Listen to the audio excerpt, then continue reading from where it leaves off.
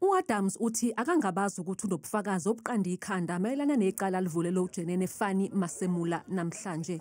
We are not coming here accusing anyone of anything without any evidence. We are actually putting names, dates, time frames into what we have.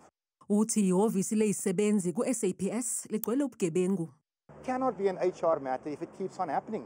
That tells me that HR is compromised, that HR is captured and controlled. How do you get 6 of your family members and an alleged girlfriend into high positions? Some of them with no experience, some of them with half experience, one of them with criminal allegations hanging over her head. And it becomes an HR matter. You know what? The South African police service is fast becoming one big crime scene.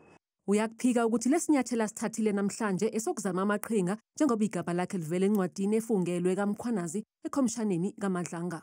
I'm the one that laid criminal charges against the heads of crime intelligence about a year ago. Mkhwanazi's press conference comes 4 months later to save his friends at crime intelligence, who I feel belong in jail. Mkhwanazi himself said it. The National Commissioner was at the gates of jail when I called that press conference. He said it. Lokhu kwenzeka nje u-Adams obesanda kuvulela umkhuzo wamaphoyisa KwaZulu-Natal uLieutenant General Nhlanhla Mkhwanazi icala lokuphosisa ngaphansi kwesifungo ngoNtulikazi.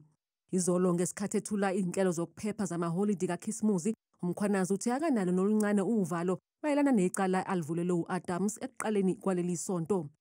I was never afraid to be prosecuted. I'm not going to be afraid to be prosecuted now. So if Mr. Adams, who I spoke about in that commission, feels that he must then use the strategy to threaten or intimidate, it's okay. I'm not afraid of that. We already understand which side of the law he is. We'll find each other at the right place. Let it happen. He must bring it on.